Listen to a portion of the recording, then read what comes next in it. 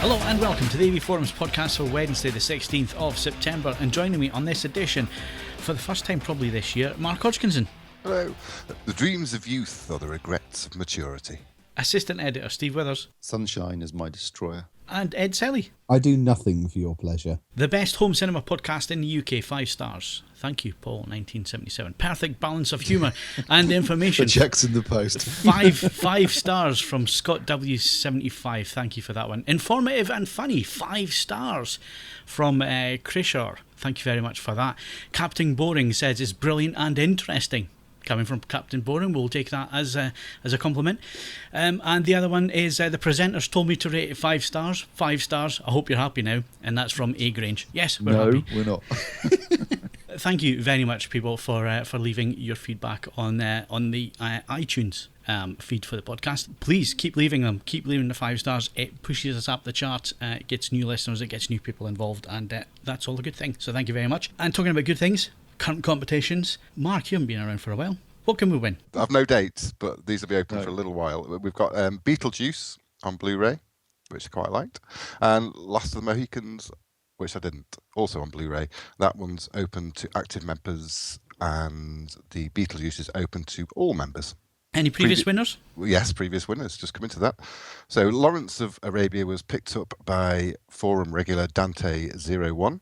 And Little Shop of Horrors was picked up by Spursgal. There you go. Congratulations. Well done to competition winners there. And don't forget, there's 2 more Blu-rays just posted today as the podcast is being recorded. Go and win them. Right, so the other big thing happening last week, which we all completely forgot about, until we had to sit down and watch the live feed, Steve, and I think our Skype conversation backwards and forwards was more interesting than anything that happened. In fact, at one point, I thought the whole Apple press conference, correct me if I'm wrong, I thought it was a spoof. I thought they were deliberately sending themselves up. Yeah, there was a point at which it began to become overtly comic, and you and I were just in hysterics, because some of the stuff they were announcing, it felt like the kind of thing that people would do in a piss take, and I couldn't believe we were actually watching a real live broadcast from Cupertino. Yeah. The first one was the Apple Pro. A 12-inch tablet for professionals. It's basically a desktop in your hand. And I thought, okay. And then when it came to Apple Pencil... Yeah, the Apple Pencil's a bit where we just fell about laughing. Partly because... I can remember quite clearly Steve Jobs saying, we don't need anything like a stylus. You can use your finger. It's the best pointing device in the world. What he actually said was, if you need a stylus, you've lost, or give up. Didn't they say something similar about keyboards as well? Yeah, well, that was the thing. That was the other thing, and I'm thinking, this has to be a spoof, because the keyboard was the Microsoft Surface keyboard. Yeah. And you're thinking, what? And then Microsoft come on stage, and you're thinking, really? I thought that was the most interesting bit, really. That kind of realisation from Microsoft that they're just a software and services company. Now, they're not really bothered about hardware anymore. But yeah, I thought that was the most interesting bit of the bit I flicked through and watched back. I can't say I watched it all, like you guys did. Oh, Christ. 2 hours, that was probably the longest I've done them before. They're awful. They really are bad. It was turning into a real chore. It was. At the halfway mark, really. Because the only reason we were really watching it, I couldn't really care less about it, because it started off with Apple Watch. So it's like, great, Apple Watch. So basically it was just the same thing again, but with some different straps and a bit more, slightly different software. But it already been generally agreed the Apple Watch wasn't good enough, considering how long it took to get to market. And then they move on to iPad. Oh, well done, boys. You're flogging the iPad again. And it's iPad Pro. So it's basically just a slightly larger, high-resolution screen and more processing power. Don't get me wrong. I can see the market for it. It's a niche, but I can see the market for it. What's this iPad Pro? Yeah. I can see why I've got to be honest. I'm in no way, shape or form a professional, as these podcasts will testify. But as just the really most ridiculously satisfying way of controlling my music streamer, it's like, that looks really cool. Yeah, but you wouldn't go for that. I mean, I think if you're looking for an all-round thing that you can carry around the house and control everything in the house, an iPad Mini does the job. Because it's a small form factor. Yeah, I sits just in the like hand big easier. ones. Said the actress to the bishop. I don't know. For whatever reason, of all the stuff that they announced, that's the only one where I thought it's pointless, but I'd quite happily have one. My current iPad is absolutely at death's door at the moment, so we shall see where the chips fall. when The it's full time to- experience is about 1,200 quid, though, isn't it? If you get everything, all the bits and pieces. Yeah. Well, here's the thing: I don't need a huge. I don't need a huge amount of capacity on it. The only thing that seems to worry is it looks like only the very highest spec one has a 3G slot, which I think is pointless. But we shall what see. would you use the professional one for that you can't do on the other one? It's just bigger. Being I'm more not. professional. I don't want to be in any way childish about this, but it just looks like a really satisfying thing to just prod. So yeah, that's I haven't. There's no other justification for it other than actually I have used in my other sort of lines of earning money. I do routinely use a piece of software called Zendesk, which has an iPad port. I could see beefing up the size of that being quite handy. So yeah, I don't know. It's more a question. It just looks like a quite a desirable thing, which is not something I can necessarily say about a huge amount of Apple's offerings of late. Interesting. Phil Ed, actually scrolled you're, back. you're probably the last person I would have thought would have said that. Go on, Steve. I was going to say, I scrolled back through our Skype conversations to get back to Wednesday evening, and I can see what we were actually saying. So I kicked off with blah, blah, blah, Apple Watch, blah, blah, blah, iPad Pro. How they had an original idea since Steve Jobs kicked the bucket. Oh, and for f***'s sake, would Apple make an iPad with the correct aspect ratio screen? How many times are they going to use the word incredible? That was the most embarrassing bit. It's like, it wasn't quite as embarrassing as Steve Well, no. Ballmer at If it Microsoft. wasn't incredible, it was changing the future, or it was changing the future of computing, or changing the future of television, or changing I the thought future. only Sarah Connor could change the future. Yeah. No, the incredible this, incredible that. It's like, get another word for God's sake. But they had all these guys on stage who were not the most natural presenters, I've got to say, you know.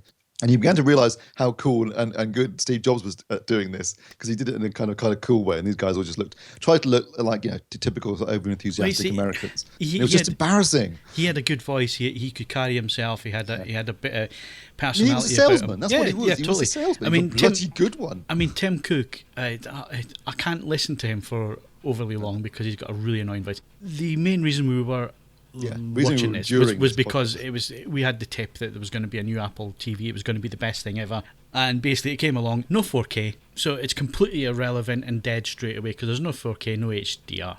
It's had a couple of little things added. The remote looks nice, and the box is expanded a little bit, and it's got a better chip in there, but it's very US centric. So if you're in the UK, half the apps are not even going to work for you. So, future of television, is it?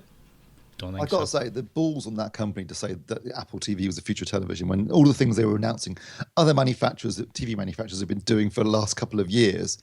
I mean, there was nothing on that was new or in any way revolutionary at all. It was just an apps platform, slightly rejigged interface, bit of memory on the box. They've dropped the optical digital output, haven't they? It's just HDMI output. It's not 4K. It doesn't support HDR. It's got a jazzed up remote. This has got, you know, a touchpad basically, which has been going on TVs for years now. They've added some games. Oh, well done, boys. They've been doing that on TVs for years now. You know, they're pushing Apple Music. They're pushing iTunes. I think the best thing is the multi-platform searching facility, which isn't, again, unique, but you know, yeah, that was the one thing I thought, oh, now that's handy. So you look up a title, so let's say you look up something like Paddington, the movie, and it'll tell you it's on Prime, it's on iTunes, it's on some other service, and Hulu or whatever. I like that. I thought that, yeah, okay. I can go and that'll watch never it. get over here, as we say. That we'll never have that for iPlayer and, you know, our. But again, all four of our search services. recommendation features are nothing new either, are they? But Well, the no, fact is, but that was a bit the one thing where you thought, yeah, that's handy, because I But quite Roku in fancy the seeing US that. do Netflix, Amazon, Hulu, Plus, Crackle, Vudu, and HBO. So it's already better than Apple's, and Apple will never have all those services on their platform. So yeah, so it's even that function with the Roku betters. Nice remote though.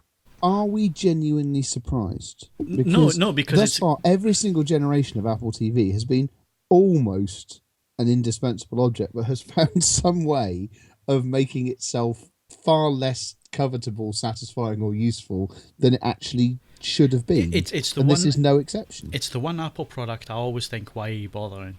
Why bother? Because people out there do it far better than you do it.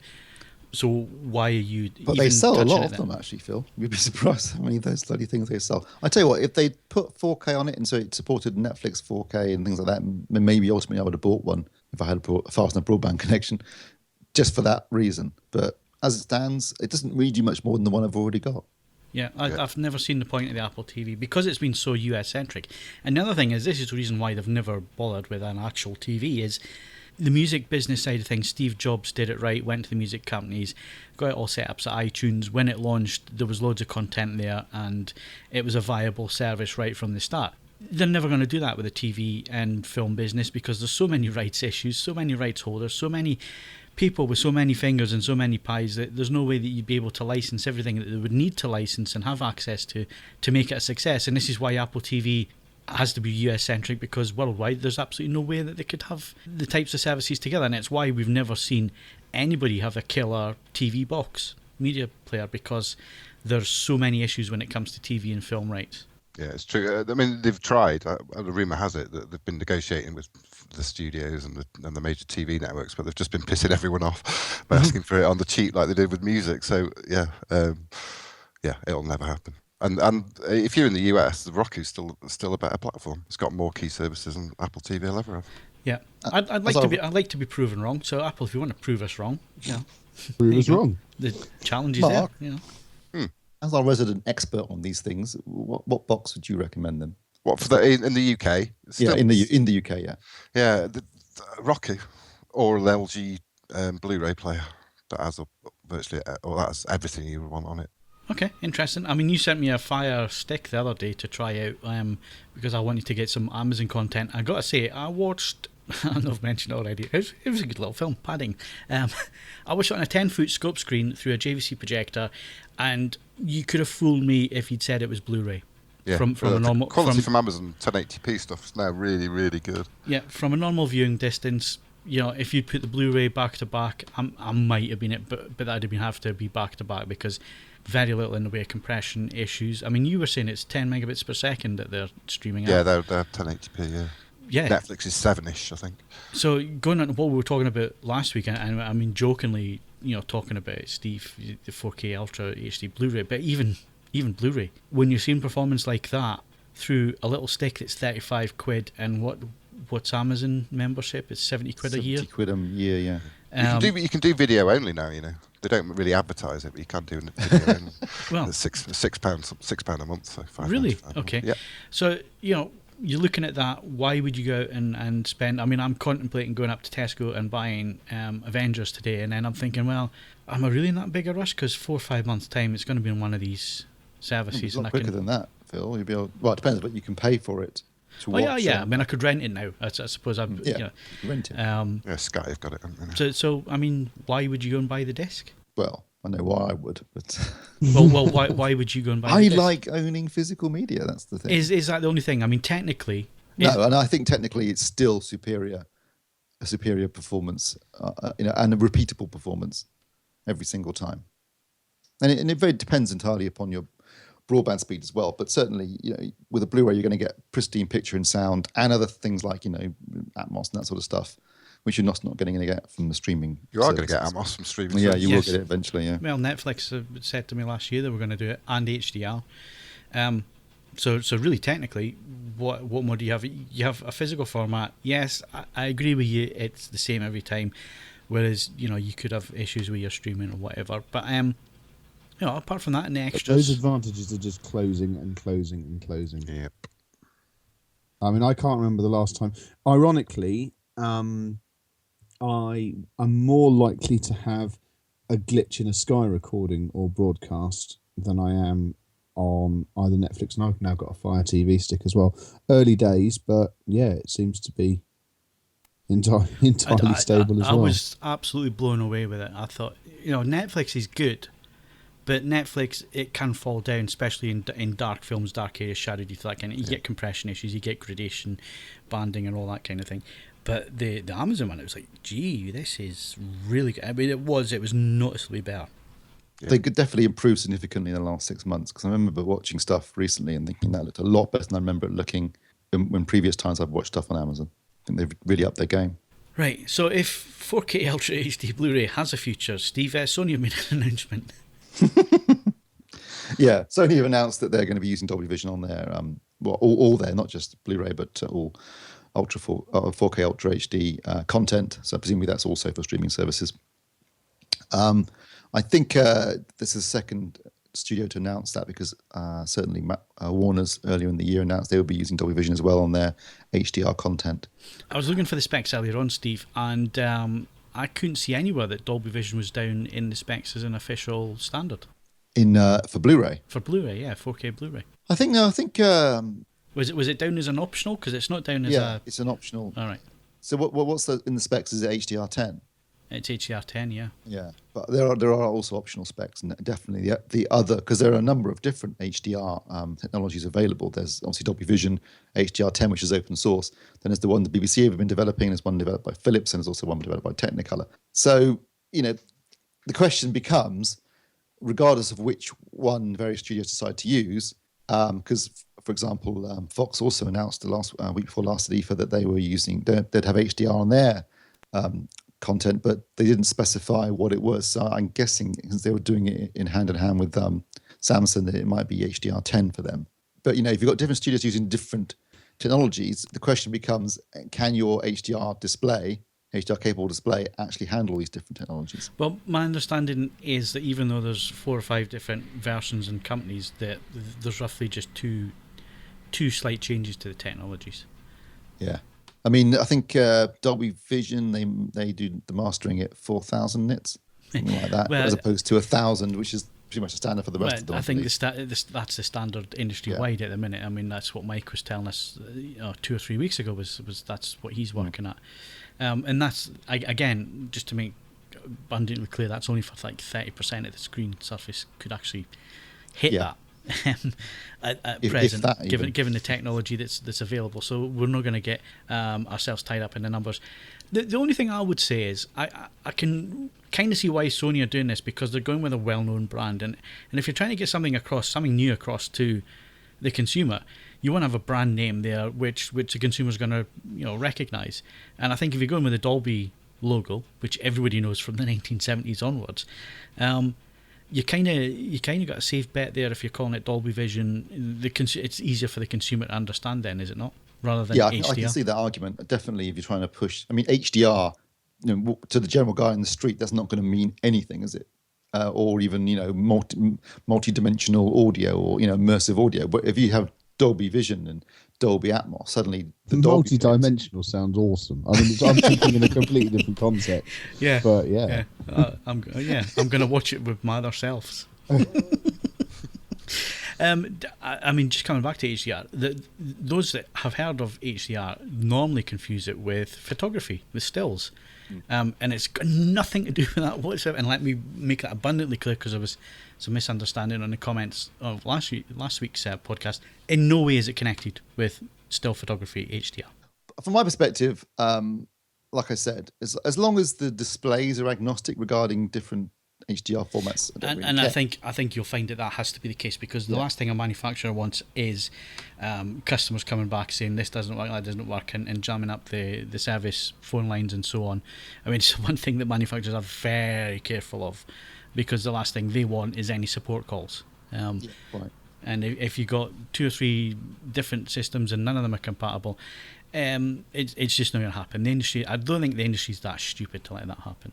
Hopefully, fingers crossed. So I love the way that you suddenly started to rope out of the interview. That's stupid. I was backing out with that pretty quickly, Ed. Yeah, all right. So agnostic displays. I never cease to be amazed at what this industry is capable of if it decides to really throw its toys out of the pram. Oh, I still go back to 2007 at CES. That is just, for 2 camps having a go at each other, and their stands next to each other, and the politics, and one was telling you one thing and one was telling you the other, and yeah, it's completely, and I'm talking about Blu-ray HD DVD here. That was just hilarious. And then the last of Toshiba almost in tears at the press conference saying they were drawing. I mean, that's the most surreal thing I've seen in my life, and yeah, it's capable of doing silly things like that. Yeah, so yeah, we shall see. I'm sure that they will find a way of making it just that little bit harder than it needs to be.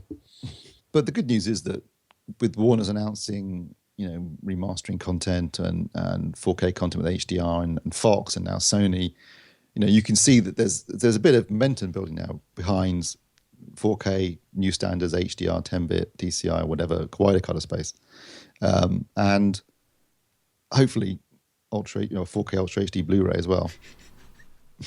Sorry, Keep banging Steve. that drum, darling. Yeah. I'm gonna do that.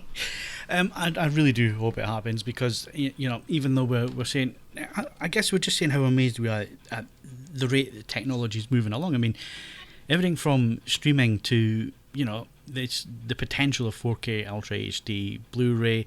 Just go back 5 years ago, even. I mean, you couldn't imagine being at this point where you could potentially, by the end of the year, be sat at home watching a movie the way it was supposed to be seen in the cinema with a DCI colour space, the correct gamma curve, and on a display with 4K.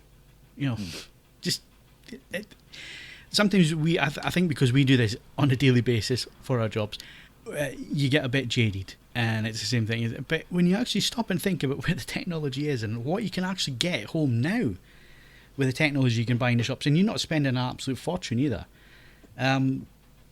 Unbelievable.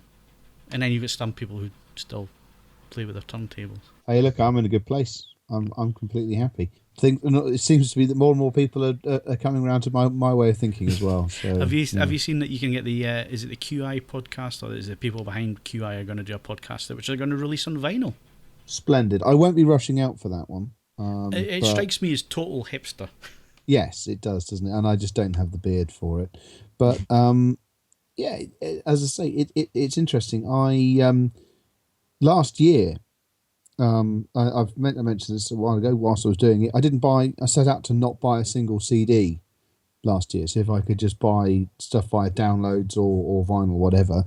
This year, without actually having a no CD policy, other than 2 used ones, again, had no requirements to do it. And downloads have come on so far for good. Lossless and high-res audio downloads have come on so far in this year alone that, yeah, it's brilliant. Loving it. It's a brave new world for 2-channel audio.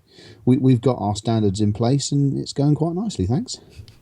Yeah, but when your standards don't have to change for 100 years. Well, that's one of the standards, but I stress that we have managed to just about get some other ones through the door in that time. Yeah, well, you say that, Ed, but I mean, there have been some major and spectacular flops on the music side of things as well. Yes, there have, no question. And we could be here all day discussing it, but we're not going to do that because we've got to save that for another podcast, boys. After last week's mammoth edit, we'll keep this one on message as long as possible. Talking about price, Panasonic have released the price of their OLED TV. Now, we were led to believe it was going to be about £8,500. Actually, it's only £500 less than that, lads, so really affordable at $7,999. It's made all the difference for me. I can get £2,000 to you, sir. I tweeted you when you released that information. I had a really good look, and I was £7,986 short, and you still refused to give me an advance. So, yeah. Well, what I said was I can give you a few options to that advance. You wouldn't like any of them, though. I didn't take you up on that. It sounded either sordid or would result in me selling a kidney, and neither of those really blew my frock up.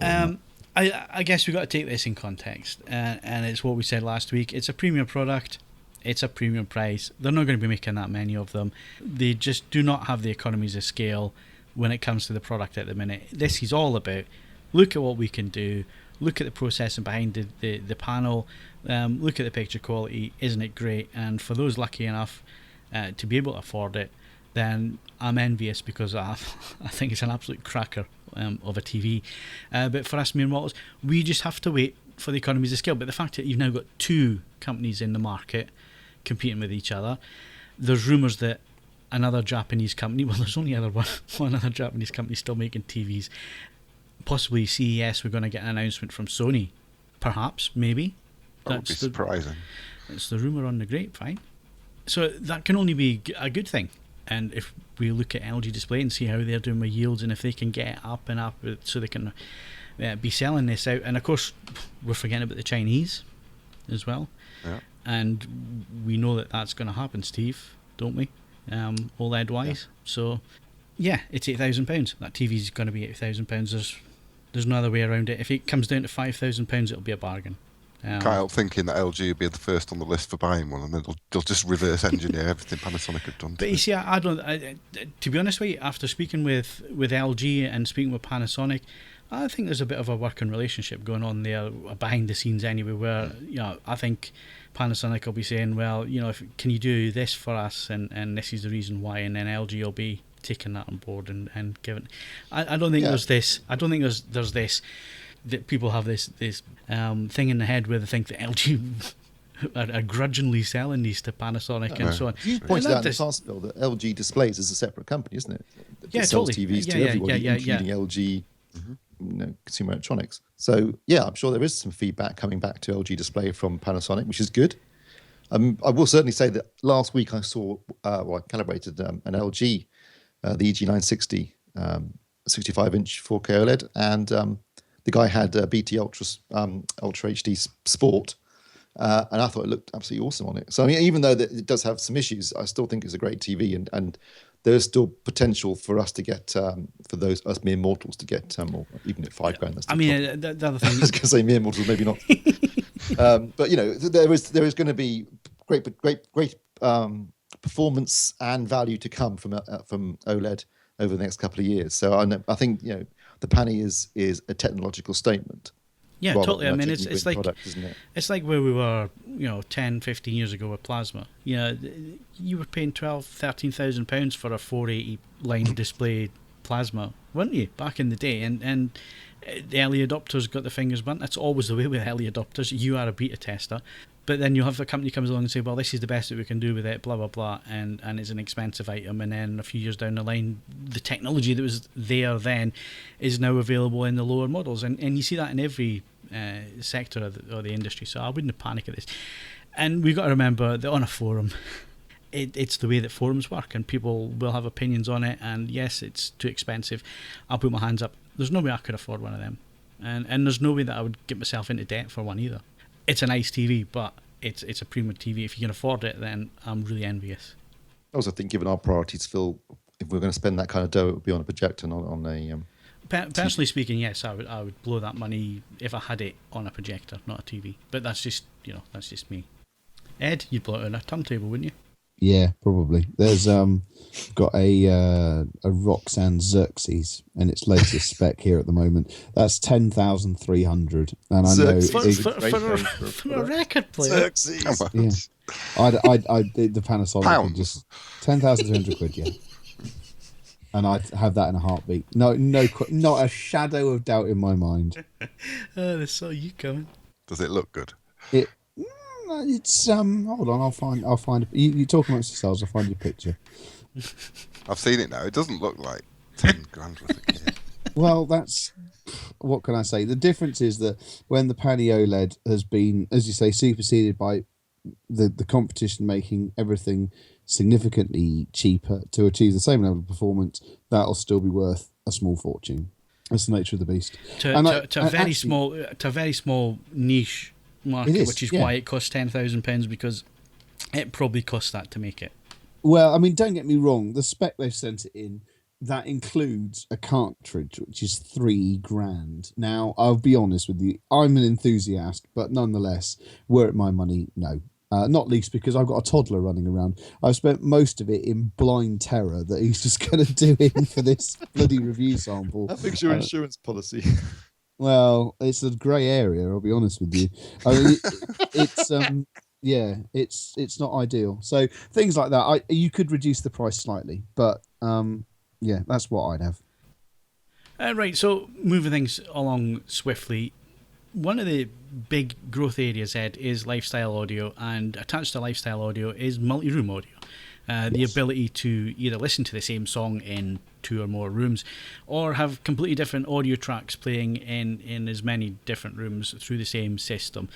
Lots of these are on the market now. I mean, I think that the main one that brought it to the public's attention is Sonos. They were so far ahead of the curve. Samsung's trying to make that up, obviously.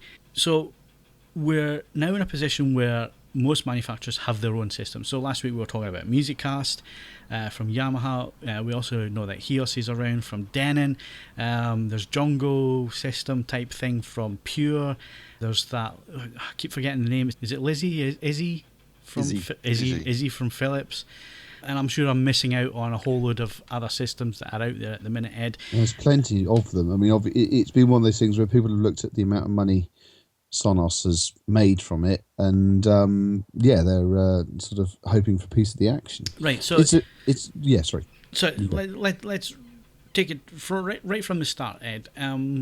Some of our members are really quite knowledgeable in this. Other members, they're only really interested up till now in a 5.1 system with their TV and stuff. But now they're starting to think, well, I wouldn't mind being able to listen to Radio 2 in good quality while I'm having a bath in the bathroom, or I wouldn't mind listening to this in the bedroom while the wife's watching Coronation Street, whatever. They've suddenly got it into their head that they want multi-room. What's the best way of doing it? Given that almost all of these systems essentially are going to make use of your home network, the first thing you need to do is make sure that your home network reaches all the places in your house that you may want to place a multi-room speaker, and that it's got the capacity and the stability to actually make it all work. You don't have to go to sort of full business spec straight out of the box. If you're only looking to move Spotify, internet radio, things that you were mentioning there around the house, you're not looking at a huge amount of bandwidth. You just need to make sure that you've got the coverage and that it's going to stand up to you doing things like that.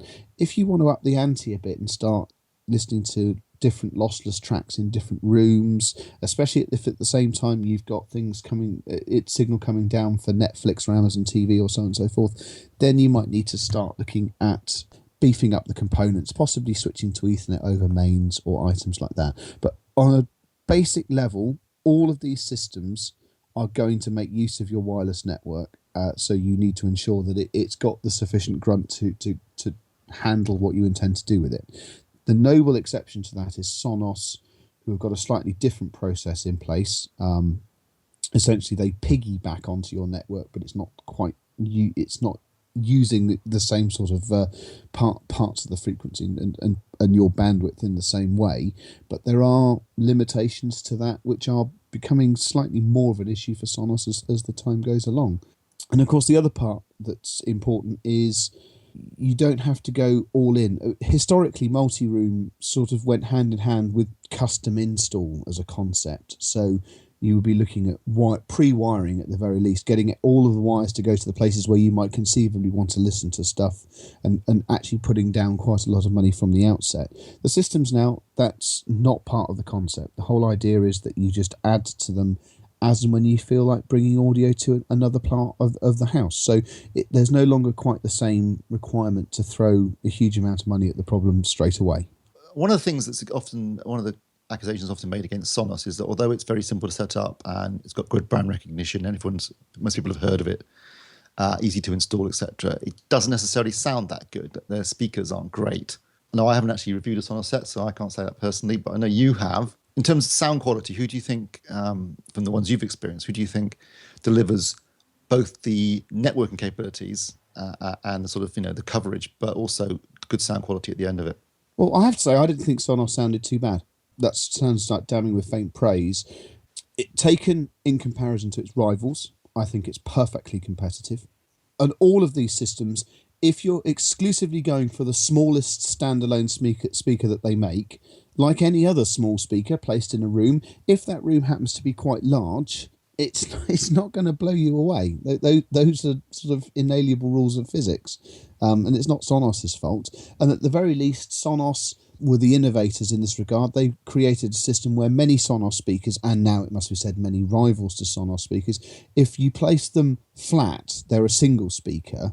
If you have two of them, you can either, in some cases, it's just a case of as simple as sticking them up on the short side, and they then automatically become a stereo pair. Other times, you just have to tell them that they're a stereo pair, and that will obviously sound rather better than just one of these little speakers trying to hammer away heroically. One thing that's very important to say is that whilst a number of these systems are sort of here as a convenience item, and you have all the gradiated speakers in the range and it's all hunky-dory, it's perfectly possible in 2015 to take different UPnP products from different manufacturers and achieve exactly the same thing. There are apps that will quite happily control lots of different manufacturers' products, and you could have go all out. You can have a name NDS in your main room. So with power supply, you're looking at about $9,000 worth there, but you can send exactly the same audio signals to a variety of smaller and far more affordable UPnP products. And I think using one or two apps, you can even actually still do all the sort of standard trick multi-room things and tell them to all play the same thing at once.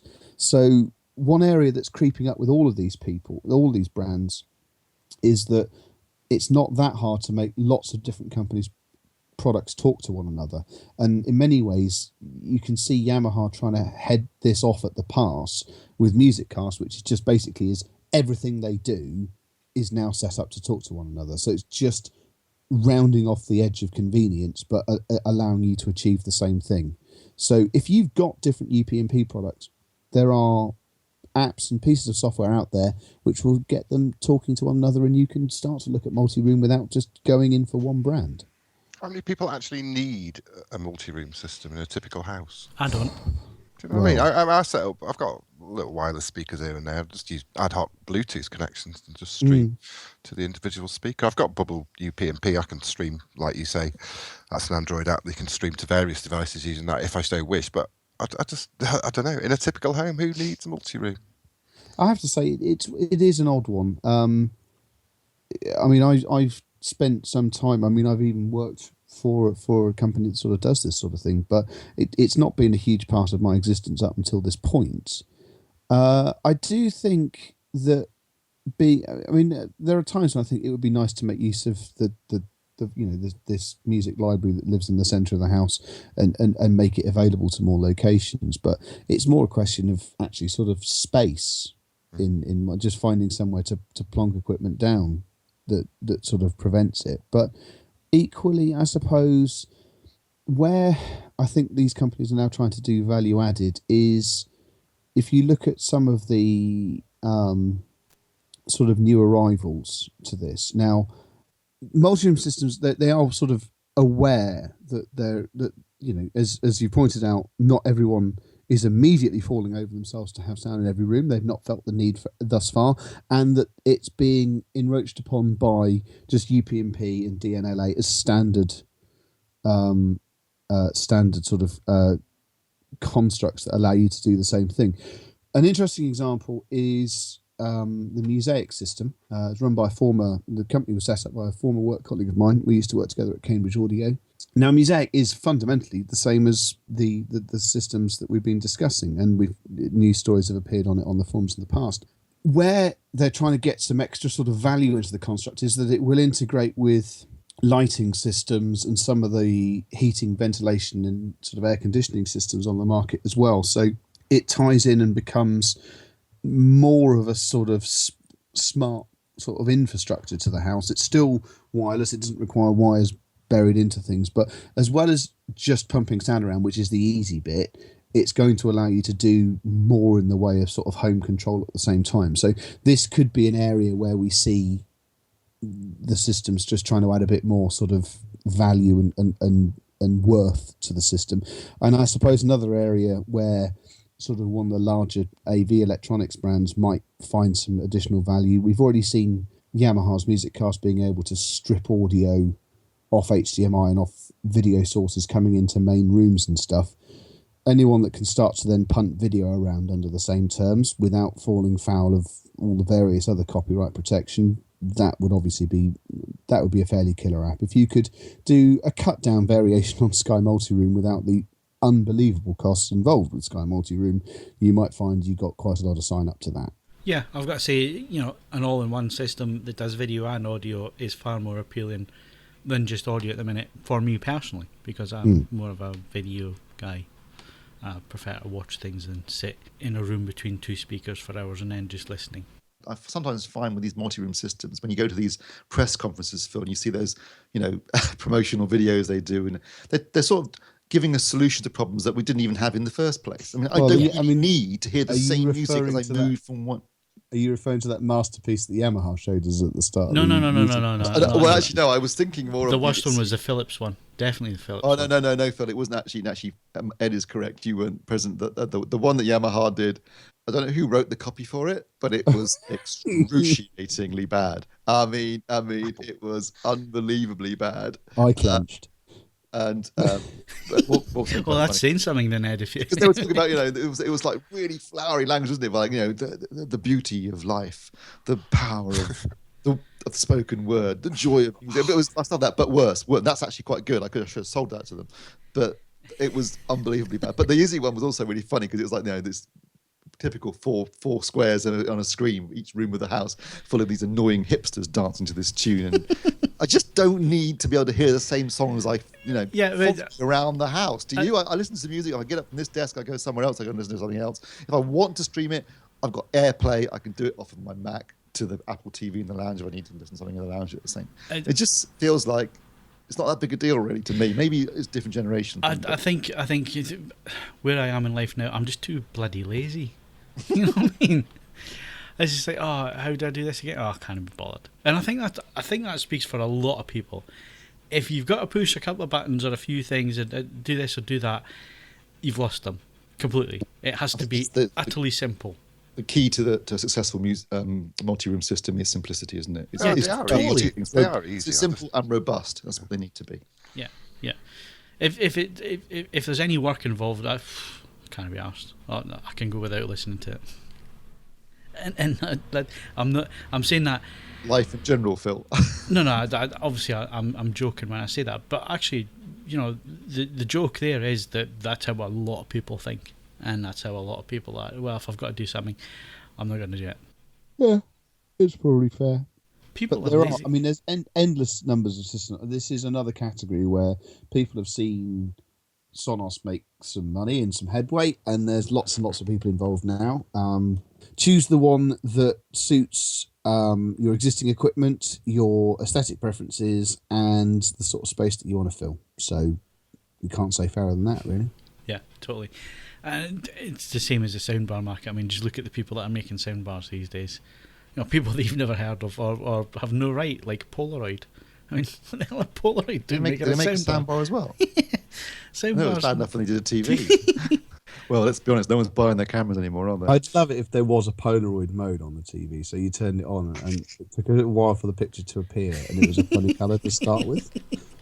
Just for when Polaroids first came out, and they were kind of really popular in the 60s and 70s, because, for various reasons, one of which was you didn't have to send the film to a developer, I suppose. But my dad had one, and we had photographs taken when we were kids, and you look at them now, and their picture quality is appalling. They faded. They look awful. It's just wasn't a good system. Okay, I think we've talked enough about hardware for this podcast. We're going to take a quick breather, and we'll be back with movie news in a sec.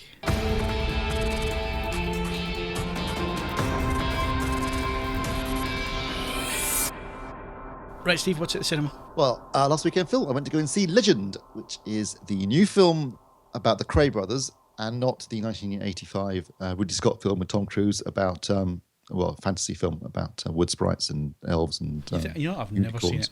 I've been thinking about it all day, and I think I can. It looks gorgeous. I've never it's seen not very it. good. Right. Like lots of Ridley Scott films, it's beautiful to look at. Beautiful photography, all shot in studio sets. Actually, famously, the set burned down, didn't it? It was the old 007 stage, and just towards the end of filming it burned down. Anyway, and it bombed. But it's not that film, so if you accidentally buy that, you won't find any violent gangsters swearing a lot, which is what you will find in Legend. I've got to say, one thing about this film, which I didn't realise going into it, is how incredibly funny it is. And I think it's deliberately funny. It's borders on being a comedy at times. There are some really laugh-out-loud moments in this film, in amongst all the ultra-violence and swearing.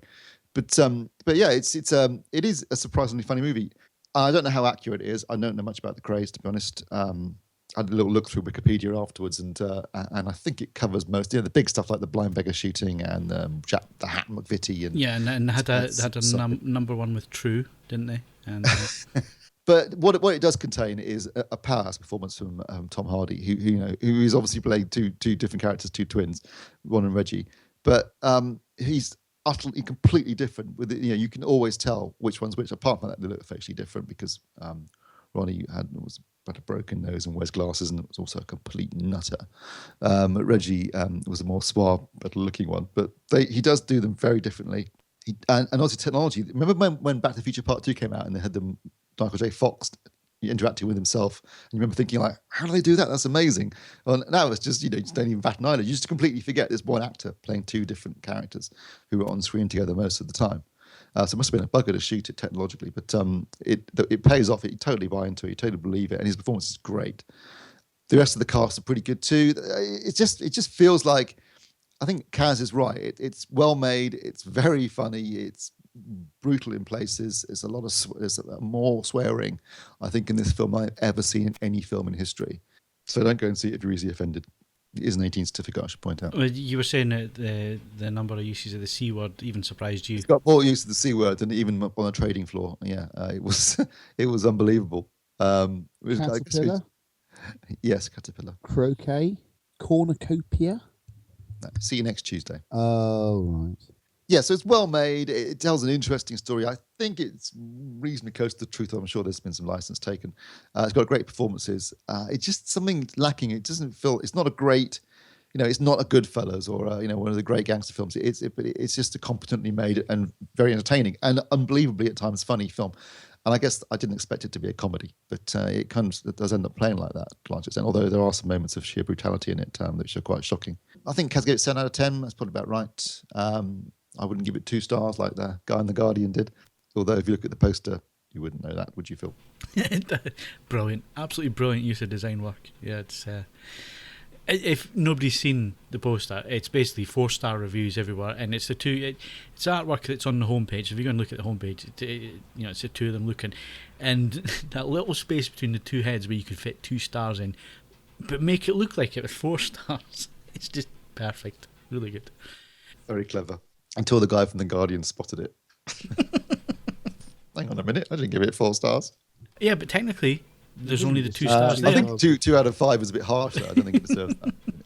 Yeah, it's a competently made and entertaining gangster flick with a great performance from Tom Hardy. Or great performances, should I say, from Tom Hardy. So if you like your East End gangsters, go along and see it, and you will laugh quite a bit, which is surprising. Before we go on, better keeping it real. Keeping it movie real. Star Wars is coming soon, and the Royal Mail have launched the stamps, which Ed reminded me of over the weekend. Thank you for the reminder, Ed. I haven't gone and ordered them yet. They actually look really good. yeah, but Jeremy Corbyn with the Obi-Wan Kenobi, that was brilliant. Somebody did that on Twitter, and it was hilarious. If you want entertainment, Ed, Armando Iannucci, or Annucci, however you pronounce his surname, he's been brilliant on Twitter today. I don't know if you've been keeping up with it. To be honest, Twitter has been just absolutely magnificent today. Well, he's doing the Shadow Cabinet at the minute, and it's been hilarious. It really is. But it's just magnificent. Stella Creasy announces she'll be happy to serve in a multiverse cabinet where everything is the same but slightly better.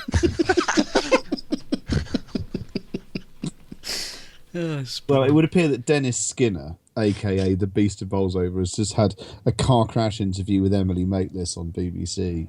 And someone's just put that Dennis Skinner interval in full, and it's just that still from The Simpsons with Grandpa Simpsons with old man yells at cloud. Delighted to be appointed new social media star for Labour. I've advised them to delete all accounts and reply to no one. Although seemingly he's a bit of a vinyl fan, Jeremy. Yeah. There's a couple of photos on Twitter of him carrying album-shaped things. Vinyl, beard, he could almost be a hipster if he wasn't 65. Teetotal vegetarian.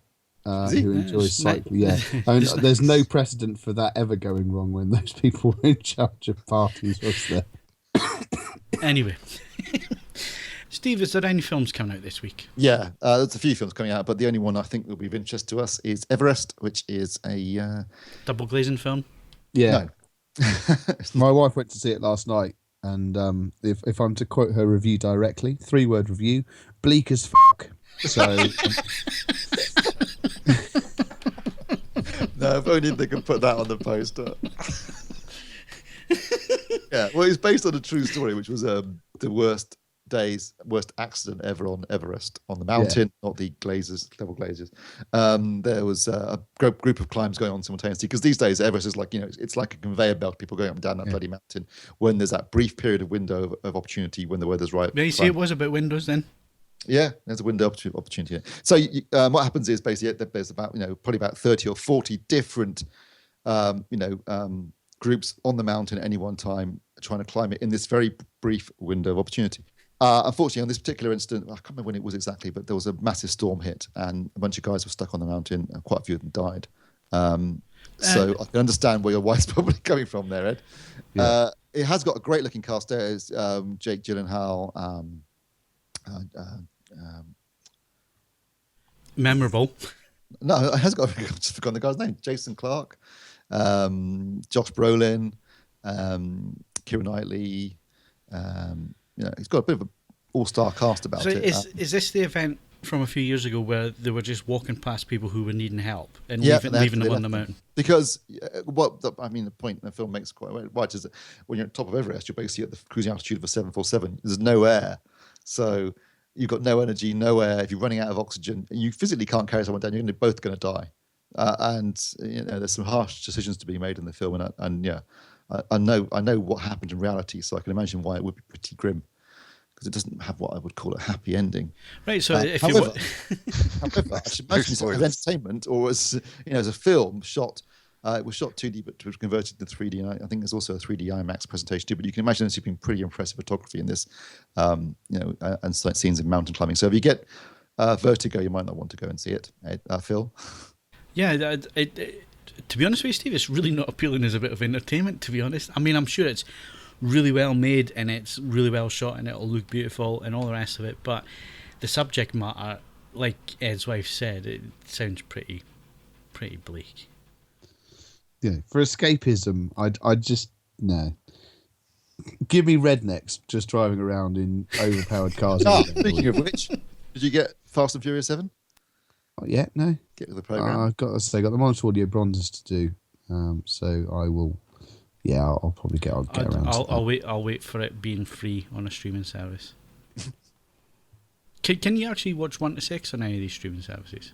Just out of interest. Back to back, no breaks. Yeah, for free. Yeah, for free. No, they're wise to this. Generally speaking, it cycles. You can normally watch about 3 of the 6 or 7 at any one time, and it cycles. The exception being that you can always watch Too Fast, Too Furious because it's a festering turd of a film. There's no time when you can't watch that one.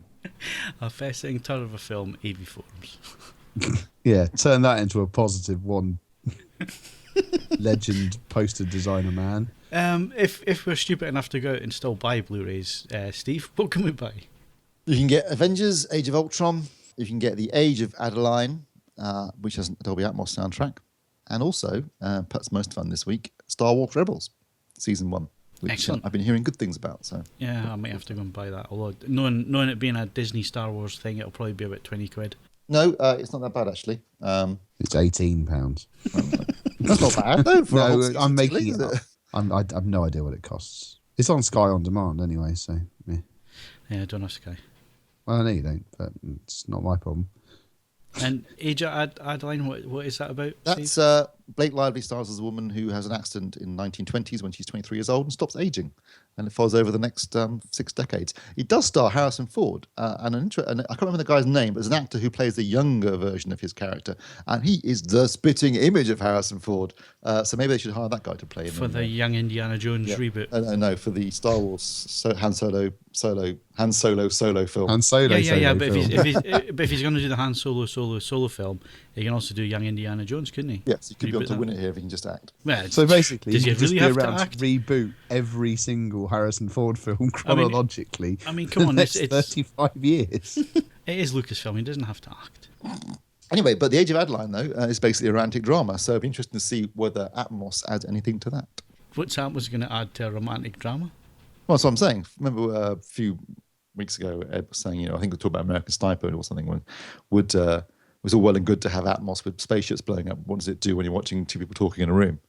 So, this is an example of whether it can... I would love to have an Atmos mix of someone just playing a grand piano in a room. Yeah, because then you can use all the reflection points. Yeah, and it would be a genuinely interesting piece of review material as well. But yes, it's the biggest problem at the moment is we tend to associate the use of Atmos with unreality, giant robots, etc. So, Yeah, it might be interesting to hear her moaning off the three walls.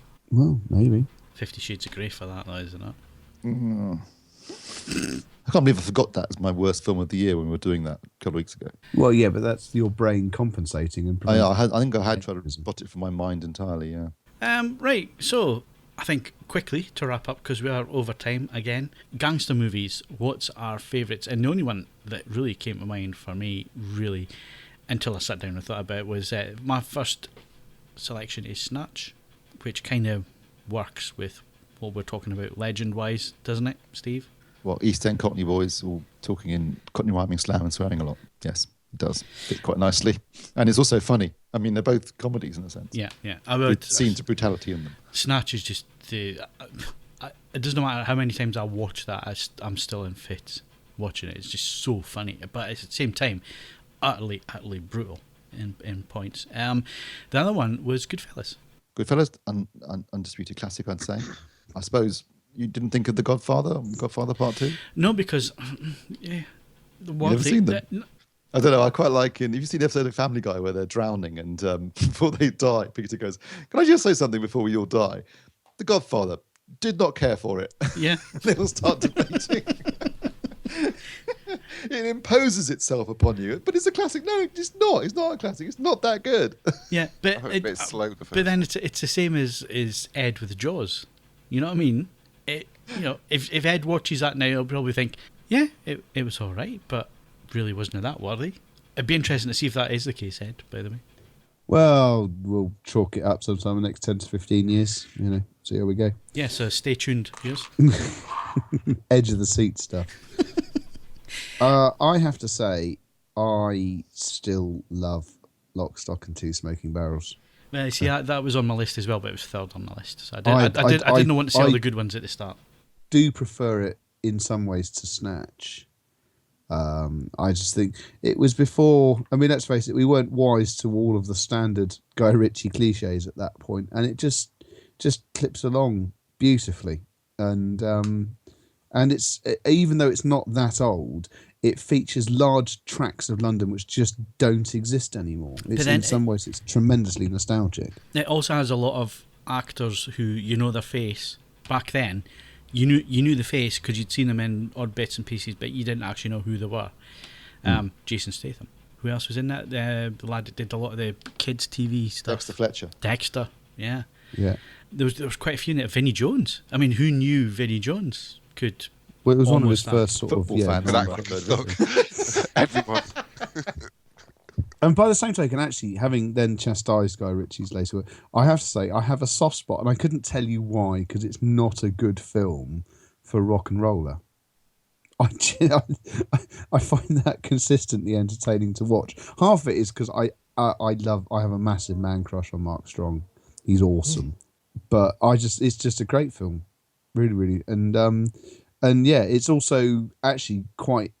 In some ways, it plays against character for both Gerard Butler and Idris Elba as well. It's quite amusing in that regard. I just quite like it. Yeah. I don't have to explain myself to you people.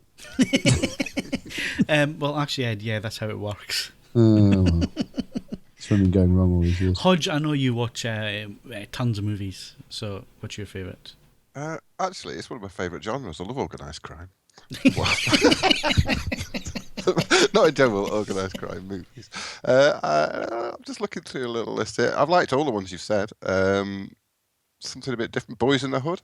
It's a bit, I said that's essentially a gangster movie. I preferred Menace to Society. I don't think I've seen that one. Donnie Brasco, I quite liked. That's quite good. Sexy Beast's also got an awful lot of good swearing in it. Yeah, I enjoyed that. That's good for a bit of a smile. There are loads of good gangster movies. It's just a great genre for films. I do quite like Layer Cake as well. Yeah, that was on my list. That one, yeah. That was on the TV again the other night. And actually, it's about halfway through, but yeah, I've forgotten how good that was. I really liked Gangster Number One, which was the first thing I ever saw Paul Bettany in. By the way, pops up in Legend actually briefly as one of the other gangsters, and he's quite funny in that. But yeah, it was a really brilliant performance, a breakthrough performance from him as a psychotic killer gangster in Gangster World. But my all-time favourite gangster film, particularly in the East End London genre, is The Long Good Friday, which I love. And it's a good film. I think in some It's ways a prescient film though, because it's about everything that happened. They talk about happening in that film is what happens to London. So it's more than just a gangster film. It rises above its genre. As I say, it's more than that. It's not least it's of its time, but yes, as you say, it's very prescient, and there's more societal stuff to it. Yeah, and a young Pierce Brosnan with a hilarious Irish accent. He never says a word in it, doesn't he? He never says a word. Oh, but he's playing an IRA hit. There is some. In that case, there's one of the other. I use the word in. Well, I was going to say he is Irish, so his because Pierce Brosnan is from Ireland. Well, okay, his but Irish there's one of the IRA people in it has just a truly magnificent, top of the morning to you style. I also like the way they give Helen Mirren, who was at her peak at the time, in my opinion, a decent role as this, not just your average gangster's mole, but actually playing an intelligent upper class woman who's as much of Harold's equal partner in the business. This is just you and older women again, isn't it? She wasn't old then. Wow. But she was compared to you. Yeah. What, to me at the time? You've got Rooney syndrome, haven't you? No, I just think Helen Mirren is an attractive woman and a very good actress, and apparently a bit of a go in her youth, which is always good to know. Sunk again. Yeah. Anyway, on that bombshell, that's it for this week. Thanks very much for listening. My thanks to Steve Withers. Are you so eager to see blood flow? Mark Hodgkinson. Every wolf suffers fleas. 'Tis easy enough to scratch. And Selley. I vote we run like hell. Don't forget, you can follow us on Twitter and Facebook, bookmark AVForums.com for latest reviews, news and video, and you can also leave us a rating on iTunes. It is appreciated, only if it's 5 stars though. I'm Phil Hinton. Thanks very much for listening, and we will see you again next week.